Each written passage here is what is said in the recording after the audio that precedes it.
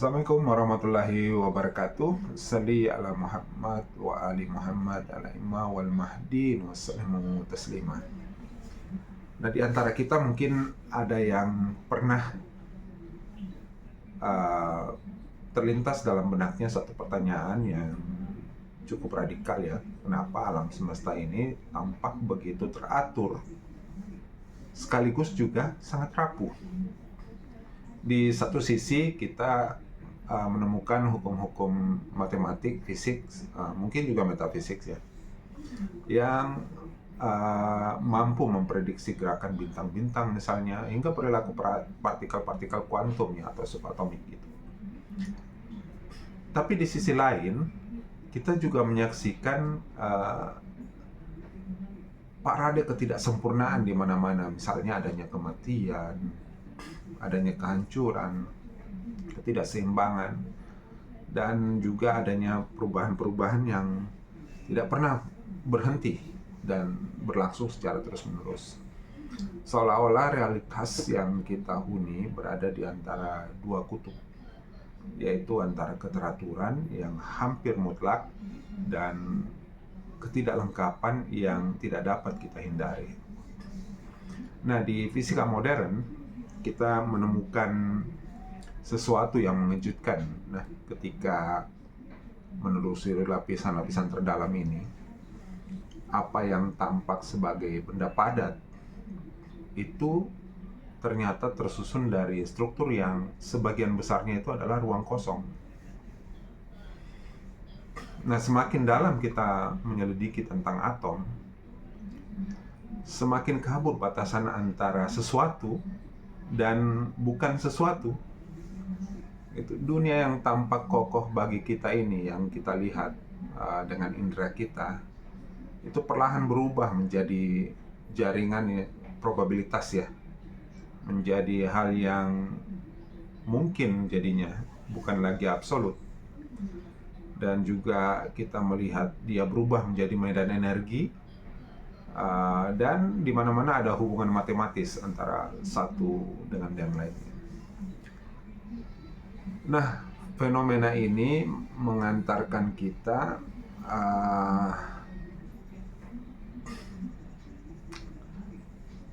kepada sebuah pertanyaan yang jauh lebih besar ya.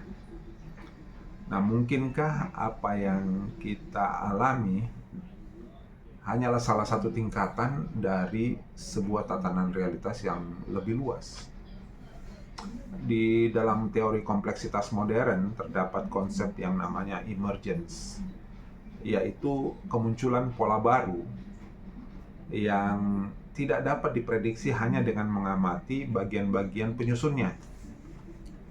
Misalnya, kesadaran muncul dari jaringan neuron, kehidupan muncul dari molekul-molekul yang secara individual tidak hidup ternyata.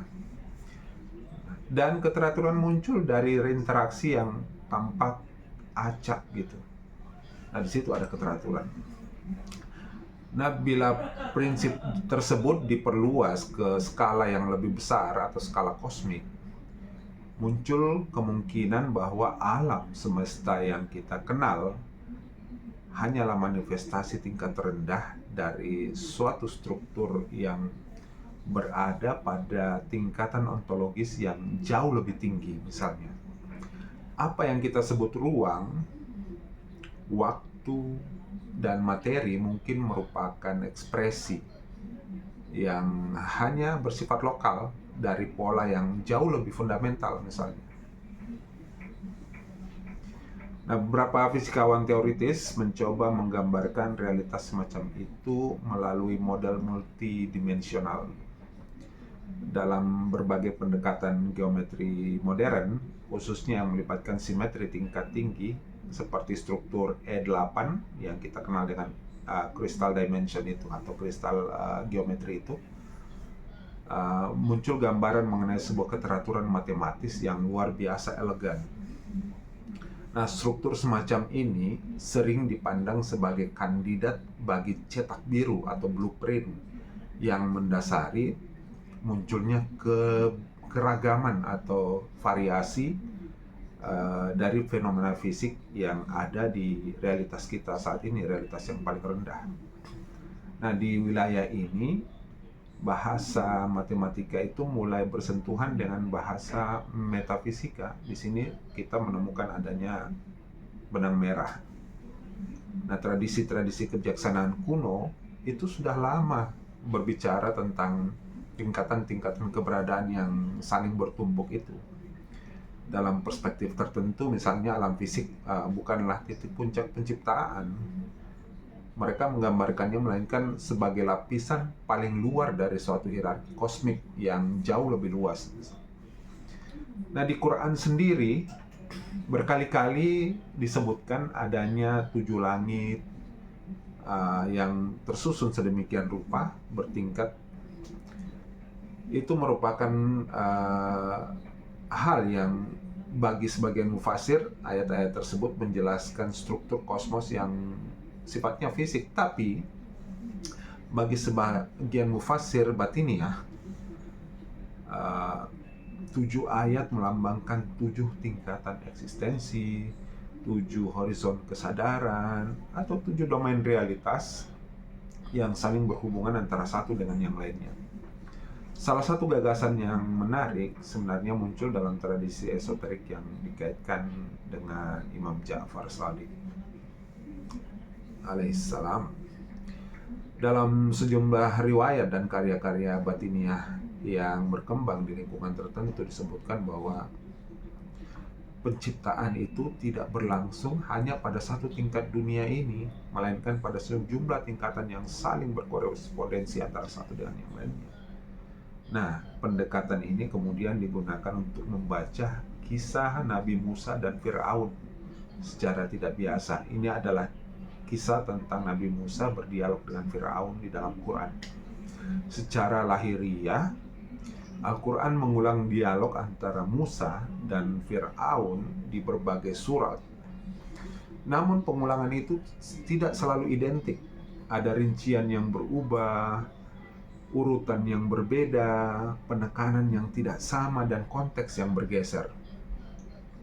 Tafsir konvensional menjelaskan perbedaan tersebut sebagai teknik retorika Qur'ani yang menyoroti aspek-aspek berbeda dari peristiwa yang sama. Tapi dalam penjelasan yang diberikan atau dipaparkan oleh Imam Ja'far Shadiq, beliau mengatakan bahwa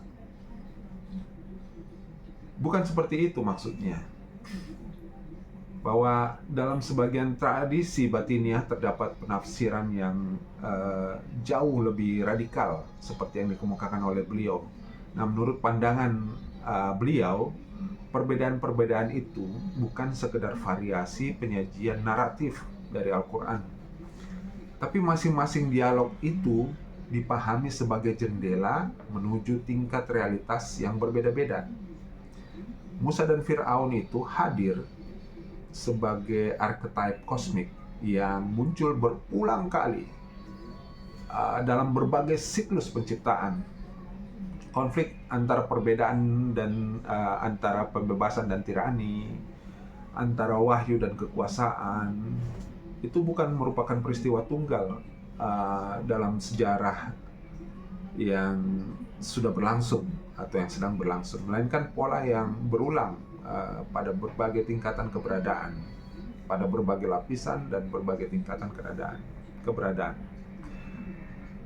Dalam pembacaan semacam ini, Al-Quran tidak hanya bercerita tentang satu sejarah. Dia tidak menceritakan tentang satu sejarah, melainkan mengisyaratkan struktur sejarah yang berlapis-lapis. Setiap lapisan itu memiliki tokoh yang sama secara hakikat, tetapi menampakkan ciri yang berbeda sesuai dengan kondisi dunia tempat peristiwa itu berlangsung. Benar atau tidaknya penafsiran itu mungkin bagi Anda menjadi wilayah keyakinan dan perdebatan tersendiri, tapi bagi kami ini adalah sebuah kebenaran yang absolut yang bisa kami terima. Namun yang menarik adalah bahwa perbedaan-perbedaan ini atau perbedaan cara pandang ini itu menawarkan cara baru kita mempersepsi hubungan antar waktu, sejarah, dan eksistensi. Jika realitas memang tersusun secara bertingkat atau berlapis, maka perjalanan manusia tidak dapat dipahami sebagai hanya sebagai rentang waktu antara kelahiran dan kematian saja. Nah, kehidupan ini menjadi bagian dari sebuah drama kosmik yang jauh lebih luas daripada yang ditangkap oleh persepsi sehari-hari kita. Dalam filsafat Islam, khususnya tradisi hikmah dan irfan misalnya, terdapat gagasan mengenai al-akal ya, al-awwal atau akal pertama ya. Ia digambarkan sebagai prinsip intelektual tertinggi, nah yang menjadi sumber keteraturan bagi seluruh tingkatan penciptaan itu di bawahnya ya. Segala sesuatu yang tampak atau yang mewujud di bawahnya itu memperoleh bentuk dan maknanya itu melalui pancaran darinya. Nah, menariknya konsep itu memiliki kemiripan struktural dengan gagasan modern tentang suatu tatanan fundamental yang menopang seluruh fenomena fisik ini. Sudah pasti keduanya lahir dari bahasa dan disiplin yang berbeda, tapi keduanya itu sama-sama menunjuk pada sebuah sumber kesatuan di balik keragaman yang kita lihat ini. Nah, dari sudut pandang ini manusia sebenarnya bisa kita pahami bukan hanya sebagai organisme biologis yang kebetulan muncul di sebuah planet kecil yang kita sebut sebagai bumi ini. Ia mungkin merupakan simpul dari kesadaran yang berdiri di persimpangan berbagai tingkatan keberadaan ya.